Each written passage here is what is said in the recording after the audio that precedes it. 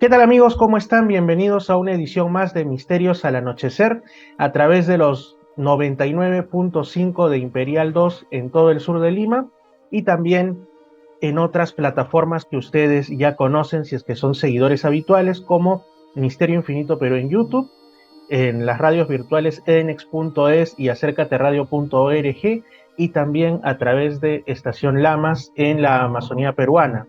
Como siempre, un amigo Fernando Chapi Martínez con lo mejor de los enigmas, con lo mejor también de las investigaciones en temáticas culturales, históricas y por supuesto también de otros tipos que nos resulten relevantes como audiencia. Lo digo como audiencia porque yo también soy parte de la misma. Yo también con cada entrevista que hago, con cada programa que realizo, estoy aprendiendo, estoy conociendo, al igual que ustedes que nos acompañan al otro lado de los receptores. En esta ocasión tengo a Jesús Galisteo Leiva desde España, quien ha hecho un libro muy interesante y creo yo que es la primera vez que se habla de algo así en una emisora peruana, en un medio de comunicación peruano en realidad. ¿Quiénes son los mandeos? Pues lo vamos a conocer ahora, no les hago adelanto. ¿Qué tal Jesús? Bienvenido a Misterios al Anochecer. Hola, bien hallado. ¿Qué tal? Bueno, justamente me puse en contacto contigo al enterarme que habías hecho un libro sobre los mandeos, lo cual me pareció muy relevante, no solo por la importancia del tema, sino por su singularidad en el idioma español, ¿no? Porque no es tan común, o mejor dicho, yo no he encontrado que haya libros específicos sobre este grupo humano, sobre este grupo cultural y etnorreligioso en nuestro idioma. He encontrado algún texto en inglés, etcétera, pero bueno, es muy, muy interesante. ¿Qué nos puedes comentar al respecto? Quizá empezando por contarnos un poco sobre ti y posteriormente sobre quiénes son los mandeos. Bueno, pues yo soy licenciado en Historia, máster en Patrimonio Histórico y Arqueológico y doctorado en Artes y Humanidades. Y bueno, este tema eh, que nos aborda, bueno, se trataría de una religión nacida en Próximo Oriente, a la par que el cristianismo, y que por sus avatares históricos emigró hacia las zonas de Irán e Irak, y allí es donde principalmente se asentó esta religión. Es una religión muy característica porque a partir del siglo segundo aproximadamente adoptó un sistema gnóstico muy sincrético, adaptando parte del judaísmo, del cristianismo y de las religiones indígenas. Entonces, encontramos una religión que en apariencia es muy cercana al cristianismo, pero a su vez lo rechaza por distintos avatares históricos. Así es, porque bueno, para el gran público generalmente tienen la idea de la que parten, en realidad es como una especie de simplificación, de estereotipo, cuando piensan en Medio Oriente, como si fuera una sociedad monolítica basada en el Islam, ¿no? Pero en realidad es muy diversa, existen distintos grupos, no solamente cristianos, que podrían ser los segundos en resaltar por una cuestión numérica y también histórica, sino otros grupos menores, como los yazidis, justamente también en la zona de Mesopotamia, y por supuesto los mandeos, que son los que nos atañen en la conversación de hoy. A mí lo que me llamó mucho la atención la primera vez que oí hablar sobre este grupo es, digamos, la referencia o más que nada el enlace, la relación que se ha tejido históricamente entre ellos y la figura de Juan el Bautista, ¿no? Que para los que somos ya sea cristianos culturales o profesos, pues es súper conocida como el precursor de Jesús de Nazaret, ¿no? Y ellos, a pesar que no son cristianos y que como bien mencionas tienen creencias de tipo gnóstico, pues hacen mucha referencia a este personaje, ¿no? ¿Qué nos puedes contar al respecto, por favor? Bueno, pues ellos tienen a Juan el Bautista como, digamos que el icono, ¿no? de santidad, de hombre venerable. Para ellos, Juan el Bautista, como Jesucristo, eran mandeos. Ellos tienen una visión de su religión como una visión antediluviana, ¿no? Que que está incluso, que nace en tiempos de Noé y que se prolonga, ¿no? hasta Moisés y, en fin, personajes que digamos que son los patriarcas del judaísmo, pero con una visión totalmente diferente, porque ellos rechazan tanto el judaísmo como el cristianismo, entre otras cosas por presiones para que se convirtieran a su religión. Y sobre todo al Islam, que fue el que históricamente los ha tratado peor, ya que se asientan en una zona donde el Islam es el predominante. Y bueno, ellos tienen a Juan el Bautista como un ser especialmente beneficioso, porque sus ritos están basados en el bautismo. Entonces incluso le dedican un libro particularmente a él, ya digo, con una visión completamente diferente a la bíblica. Si bien en la bíblica es prácticamente una secta, ellos rechazan el ascetismo, entonces transforman todos los patriarcas a sus necesidades. Y en este caso lo tienen como un ser especialmente venerable, y en el libro que le dedican, el libro de Juan,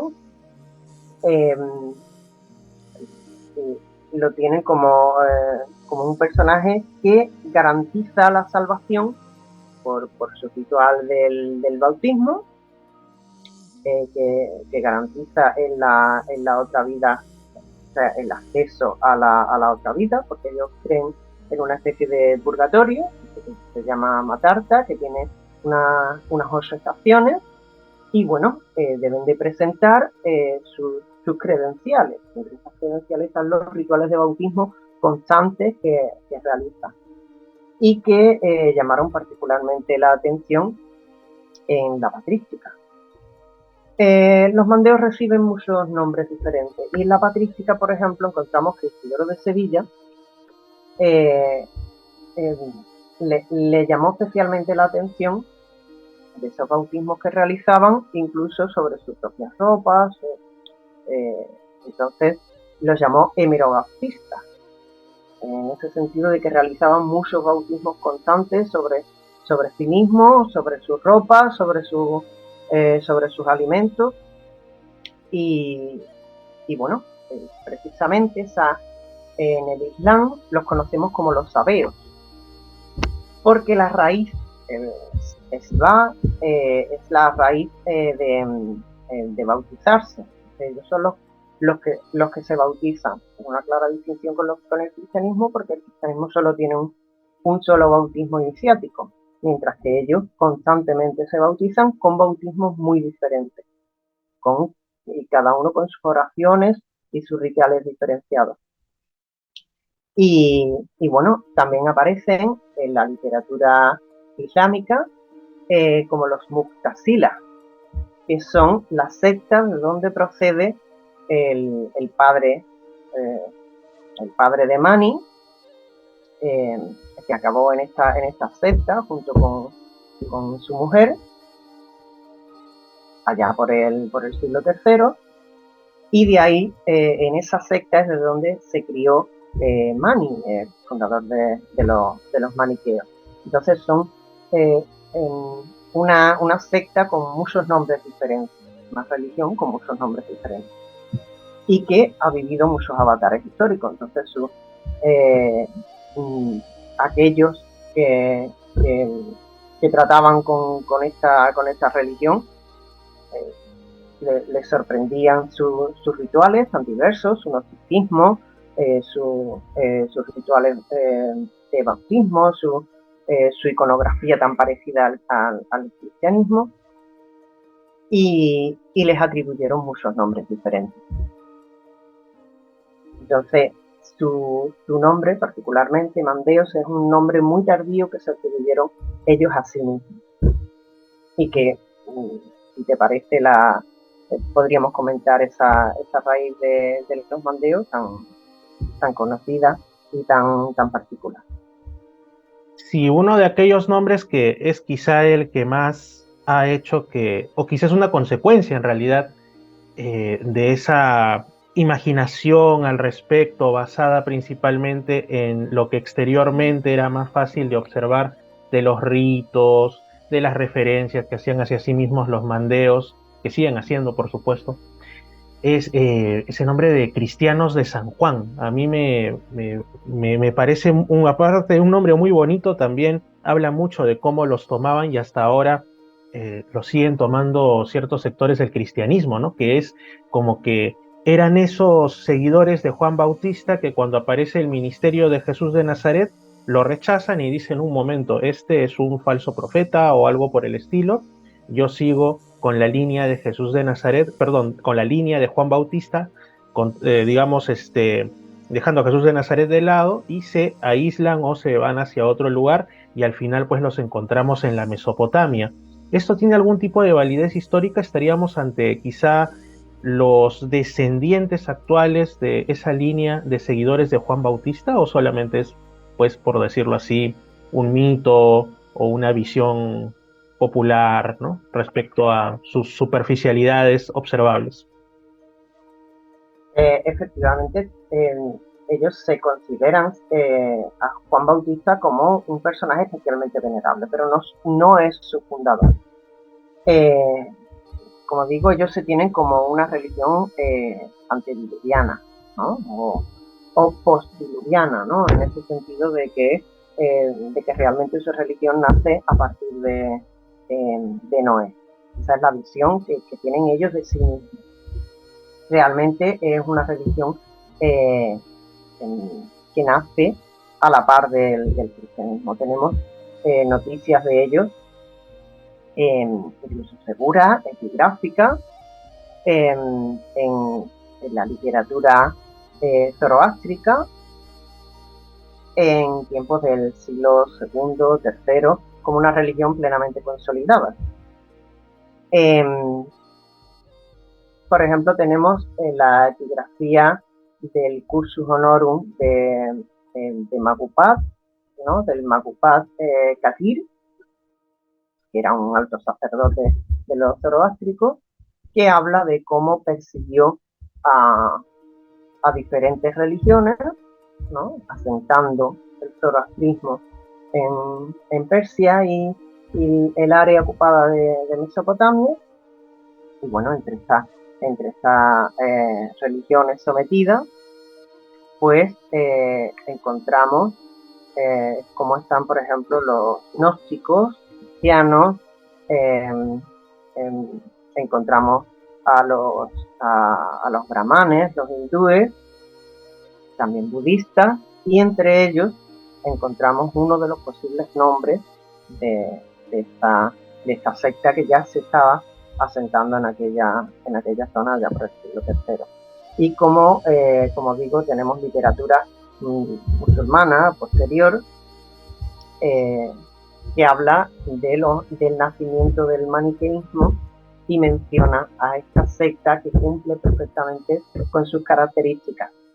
Y en el caso de que se trataran de cristianos, ellos advierten de que no son cristianos, que tienen rituales de bautismo, que son gnósticos, que tienen unas ideas que influyeron en el maniqueísmo notablemente y que naturalmente no eran cristianos.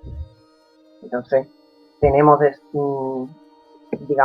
información de su existencia con otros nombres, pero se trata absolutamente de esta religión, como comento, porque mantienen todavía esas características allá por el siglo II, siglo III, además de epigrafía de los cuencos de magia, que pertenecen también a esa área entre Palestina y Irán e Irak, que crearon este grupo precisamente con sus nombres, sus características y los solicitantes. Entonces, tenemos información suficiente para saber que ellos nacieron allá por el siglo I siglo II y perfectamente consolidados en el siglo III.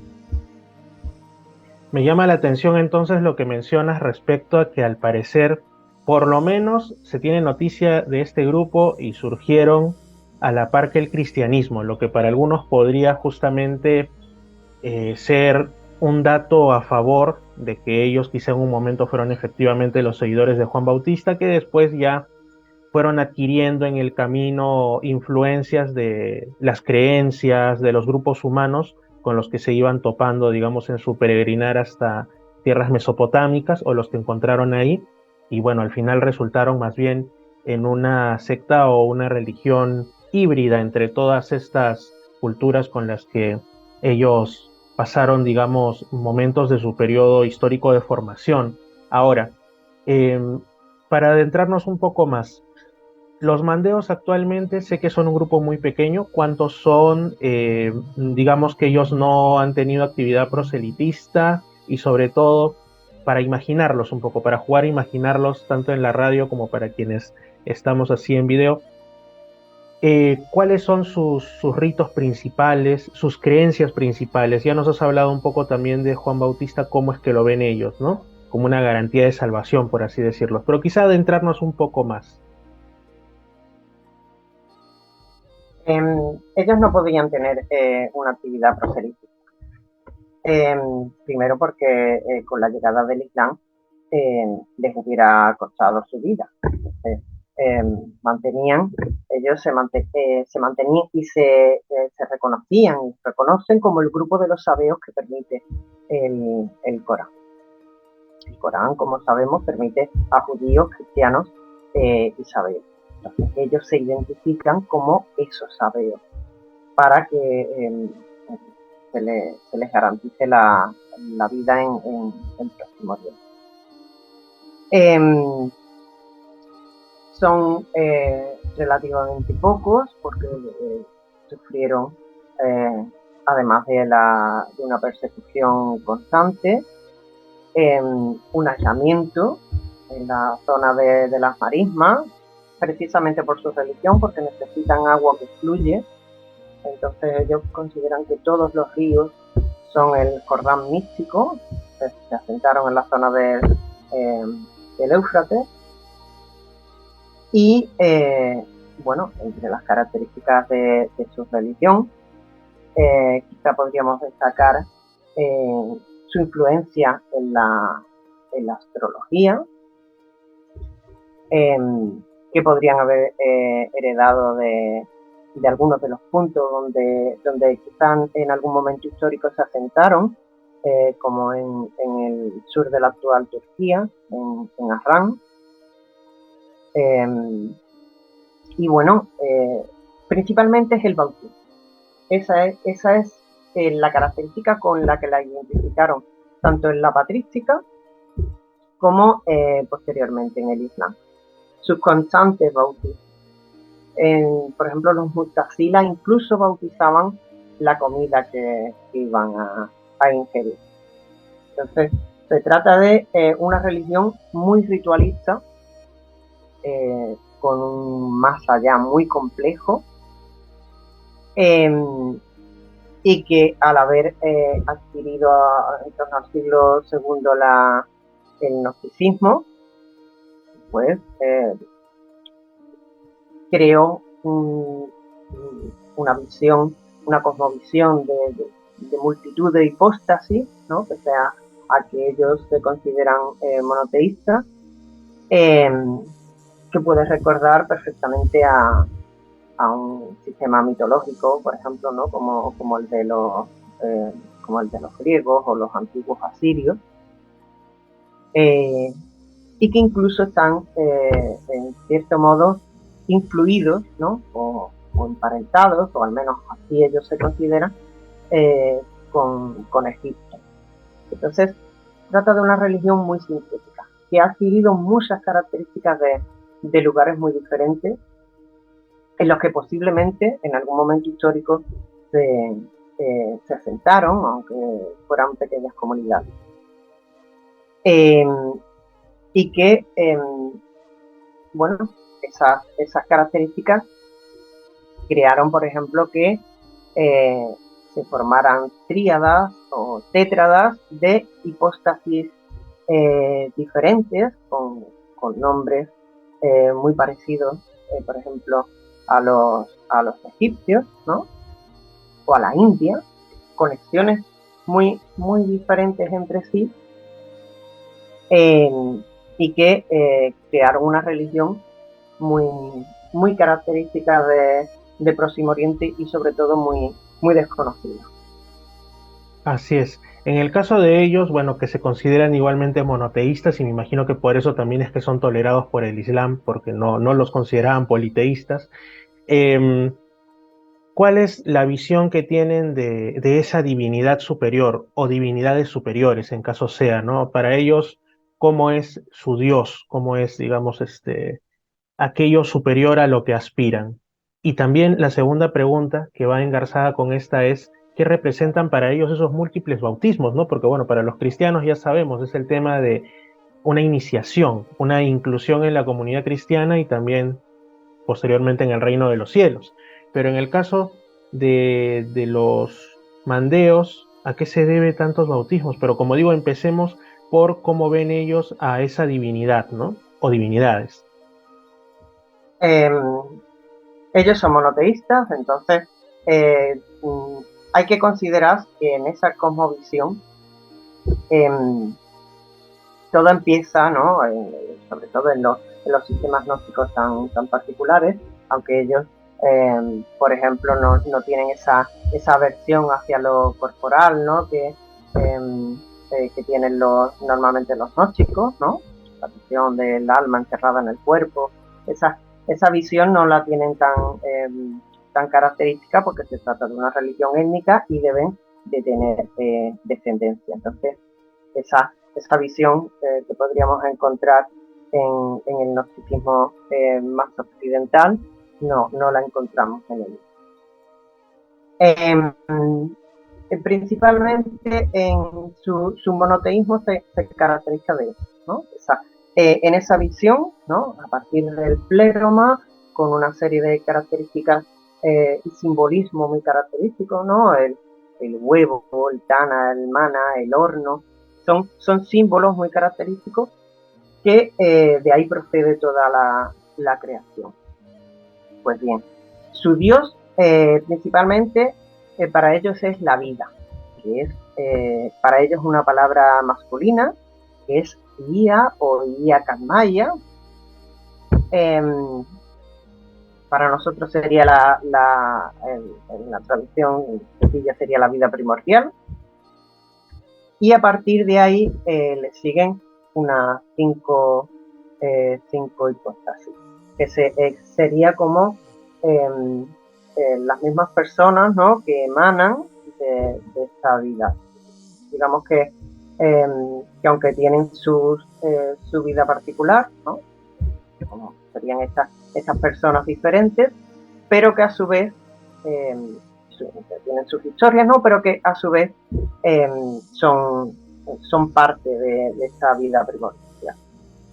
Pues tenemos a Yusamin, que sería el Yahvé hebreo, a Batur, que sería el que realiza la hipóstasis, o la psicostasis, perdón, y le sigue Tahil,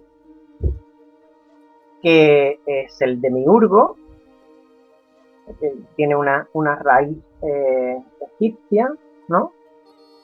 Del dios Ta, ¿no? El dios que crea, que es un orfebre.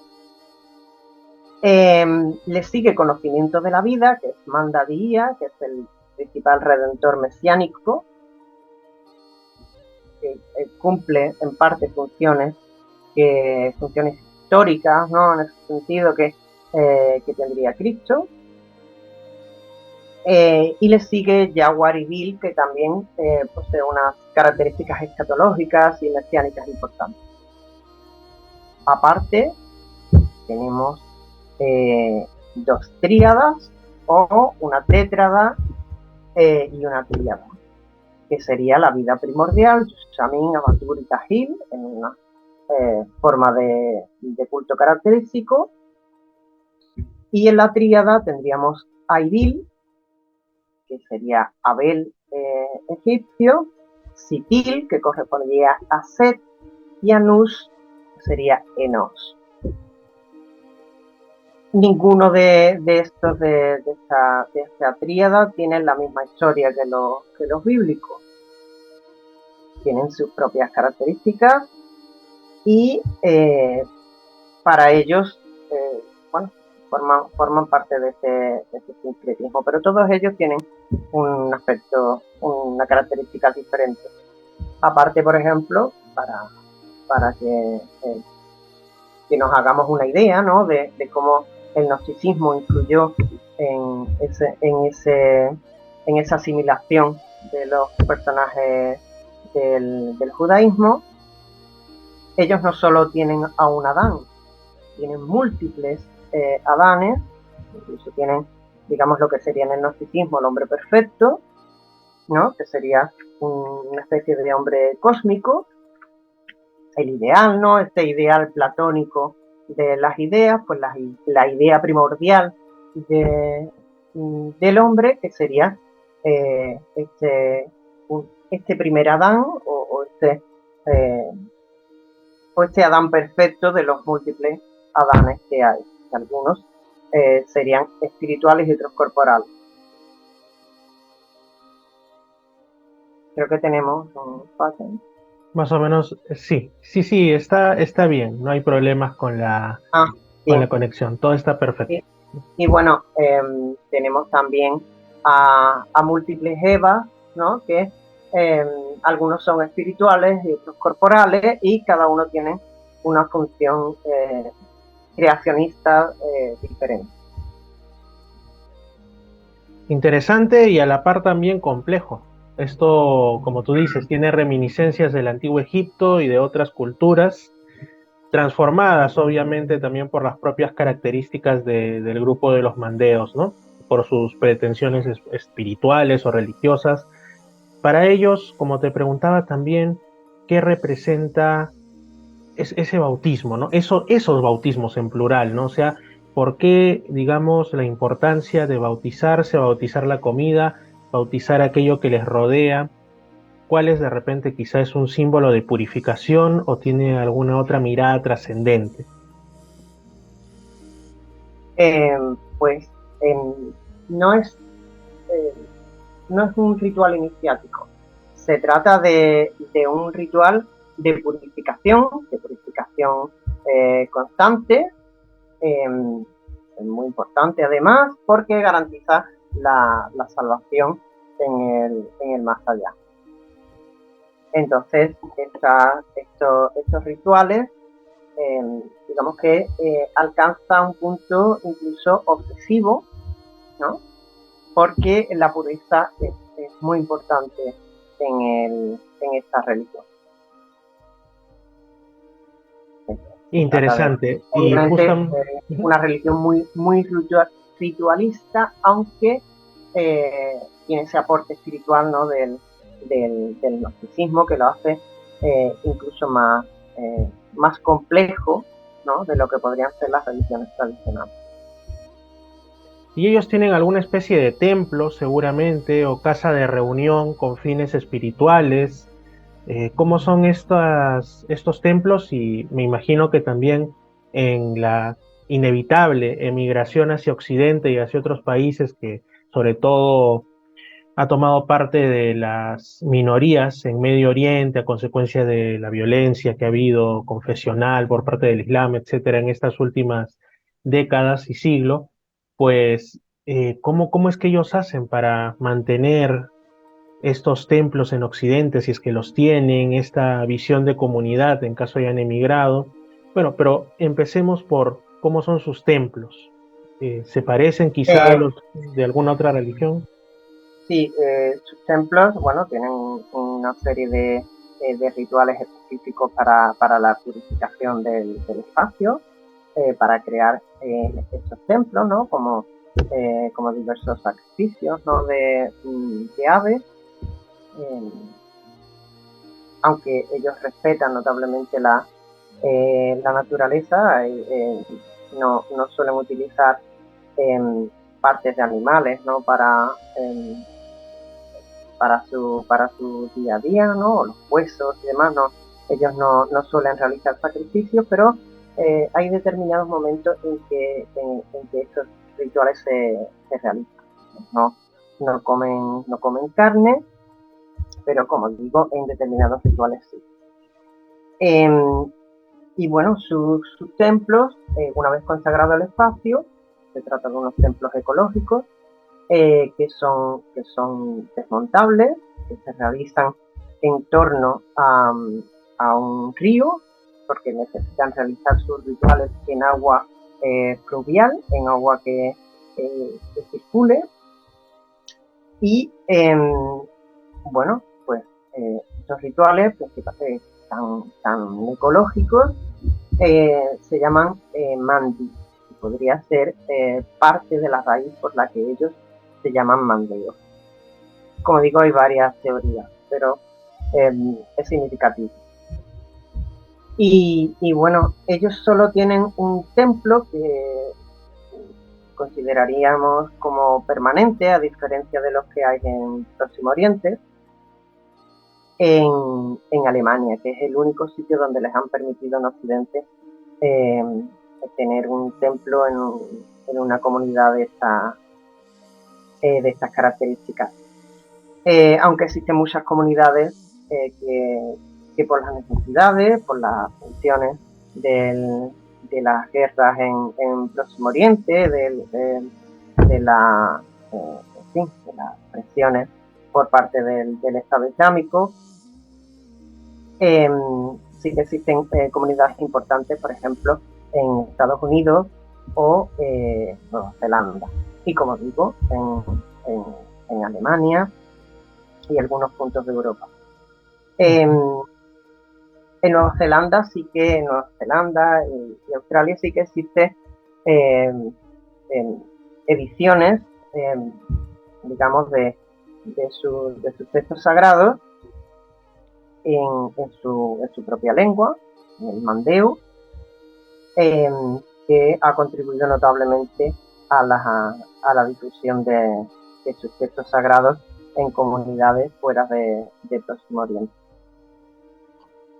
Pero no ha habido en todo caso, al tratarse de una religión étnica, intentos de conversión no, siempre hay personas, sobre todo en Occidente, que están a la búsqueda de lo que entienden como grupos particularmente interesantes desde el punto de vista de los pensamientos, etcétera, y seguramente algunas personas pueden haberse sentido medianamente interesadas y haber dicho, bueno, yo quiero seguir este camino, pero me imagino que ellos por su característica étnica, histórica y todo ello no permiten conversiones ni que más personas, digamos, de fuera de la comunidad se integren a la misma.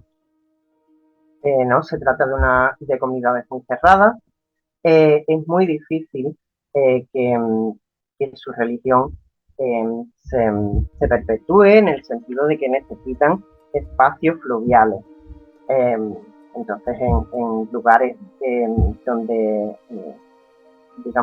se han apartado, ¿no?, de las características de los rituales, de las creencias de Próximo Oriente, es muy difícil que se perpetúe estas características. Si bien asimismo se pueden considerar mandeos, su religión es muy difícil que se perpetúe en espacios donde sus grupos étnicos se han desarrollado. Aunque sí sabemos de algunos mandeos que llegaron a convertirse al cristianismo por distintos avatares, ¿no? Y que llegaron, por ejemplo, incluso a Santiago de Compostela, ¿no? A Roma, y bueno, sabemos también del interés por parte del Vaticano, ¿no?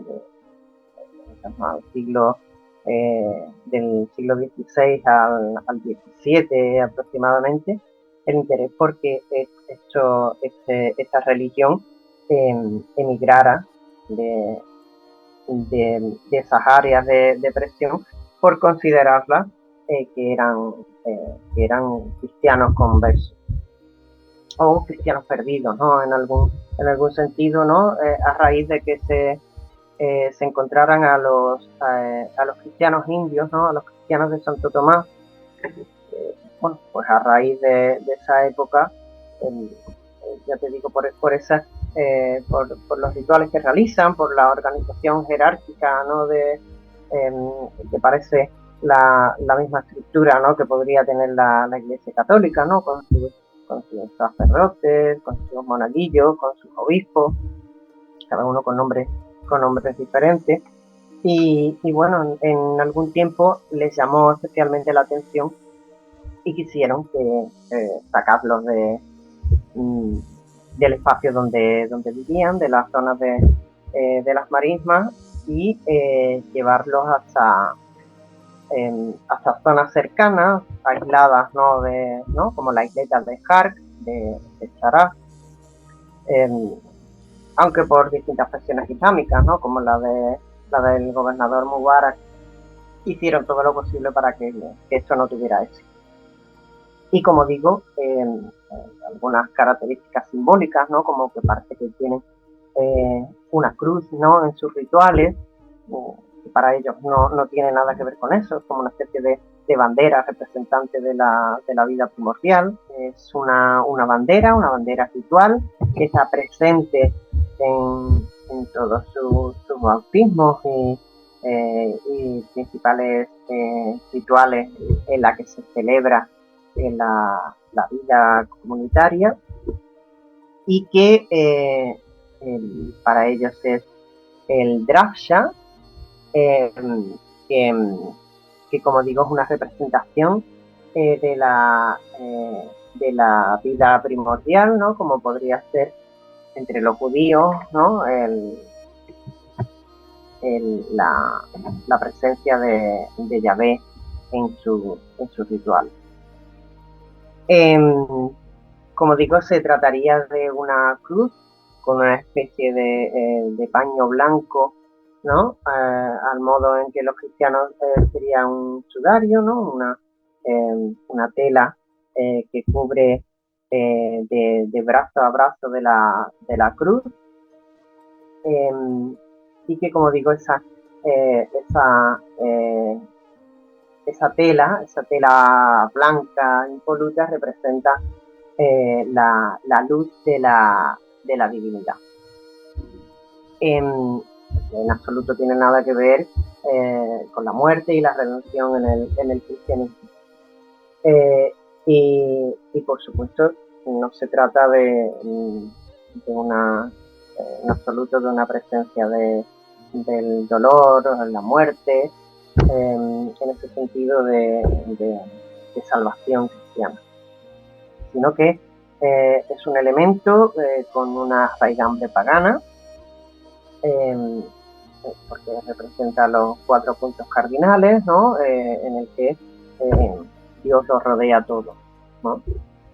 En ese sentido es más de una raigambre del indigenismo, ¿no? Del mesopotámico, ¿no? En esa visión monoteísta, ¿no? Digamos que es como la Shekinah, ¿no? Como la presencia y la radiancia divina en sus principales rituales, ¿no? Es la presencia de la divinidad, con el que se recuerda que Dios todo lo rodea, ¿no? Y de él todo emana. En este caso, para ellos hay que recordar que Dios para ellos es la vida primordial, la vida de la que todo emana, todo fluye, y que toda la existencia es consecuencia de esta vida primordial. Así es. Y algo que también habías mencionado es respecto a que en algún momento algunos mandeos se hacen pasar por cristianos. Me imagino que esa consecuencia de integrarse en sociedades receptoras tras salir de Medio Oriente por las persecuciones o algo así. Sí, bueno, digamos que en tiempo histórico Occidente ha tenido contacto con esta religión. Después del tiempo patrístico, después de que llegara el Islam, se pierde una conexión con esta religión. Aunque es cierto que tenemos noticias, ¿no? Noticias históricas, ¿no? De que algunos predicadores, algunos misioneros llegaran hasta esa zona, ¿no? En el siglo XIII, como en el caso del religioso dominico Ricordo da Montecroce, Ricordo Penini, que escribió una refutación del Corán y un itinerarium. En este itinerarium llega a conocer a esta religión, y desde entonces hay un cierto, ¿no? Interés esporádico por parte de las universidades de quién se trataba, ¿no? Esta religión tan extraña. Y hasta cierto punto pensaban que podían ser algún cristianismo perdido, alguna herejía, alguna desconexión, ¿no? con Occidente, incluso con Bizancio, que como sabemos no fue así, pero Occidente ya iba retomando contacto con esta religión. Que, como digo, entre la patrística hubo tantos nombres diferentes que nunca lo asociaron directamente a lo que contaba este dominico. No sería hasta 1555 cuando los misioneros, en este caso serían carmelitas, tomaron contacto plenamente con esta religión, se dieron cuenta de que era relativamente fácil rehabilitarlos, ¿no? Porque pensaban que eran cristianos, como ya digo, era el mismo año en que tomaron contacto en la India con los cristianos de Santo Tomás, que estos sí eran cristianos, y en este caso parece que los mandeos, ¿no? Que tomaron contacto con estos misioneros carmelitas, digamos que hasta cierto punto eran fáciles de convertir, porque habían asimilado gran parte de la patrística de los patriarcas judíos. Su religión, digamos que tenía demasiadas cosas, ¿no? Del Antiguo Testamento y incluso del propio cristianismo, ¿no? Los bautismos, la jerarquía eclesiástica, incluso sobre todo los bautismos, lo que llamó más la atención, pero sobre todo esta bandera, esta bandera que es prácticamente una cruz cristiana que podríamos tener hoy día en las iglesias o en los cementerios, es prácticamente idéntica. Pues obviamente recordaba mucho a que estos no eran cristianos, que digamos que de alguna forma su religión se había deformado por su aislamiento. Entonces crearon mucho interés, ¿no? Desde esa fecha, desde 1555 hasta el siglo XVII, donde los misioneros vieron que habían conversiones realmente con interés, ¿no? Porque se trata de una religión sincrética, entonces adaptaban gran parte, pero seguían bautizándose, que es lo principal para ellos. Entonces se daban cuenta de que no estaban asimilando bien esos conceptos, de que solo se debe realizar un bautismo, que ya es suficiente. Entonces estaban viendo que no abandonaban plenamente su religión.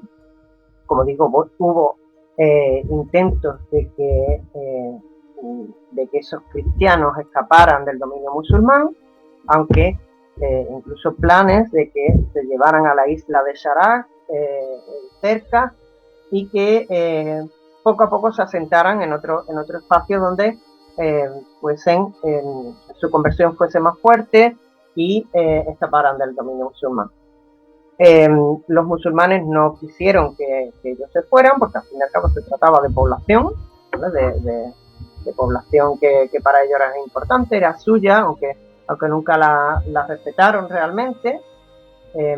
Siempre hubo demasiadas presiones, quizás muy agresivas por parte del Islam en esa visión histórica, ¿no? Ellos adquirieron problemas con los judíos y los cristianos, bueno, con los cristianos principalmente porque intentaban convertirlos, ¿no? Con los bizantinos, ¿no? Que ellos llamaban Rumagia, ¿no? O los nestorianos, pero nunca fue tan fuerte como en el caso de Islam. Bueno, pues como digo, intentaron que esa población escapara del dominio musulmán, pero a partir del siglo XVII dejaron de prestarle interés los misioneros, y bueno, los comerciantes que llegaban allí, portugueses y españoles, dejaron de prestarle interés porque su conversión no era sincera y no podían adaptar una población extranjera que no era conversa. Entonces, como digo, sí que hubo alguno que se convirtió sinceramente, incluso alguno llegó a comandante, ¿no? Comandante de Ormuz, por ejemplo, ¿no? Con el converso Gonzalo de Abreu, pero no hubo suficiente interés como para que estos mandeos supuestamente conversos, porque se hacían pasar por cristianos para escapar del dominio musulmán, y finalmente en el siglo XVII no pudieron hacer nada porque estos mandeos escaparan de esa zona, y bueno, a partir de ese momento se vuelve a perder interés por esa religión por parte de Occidente.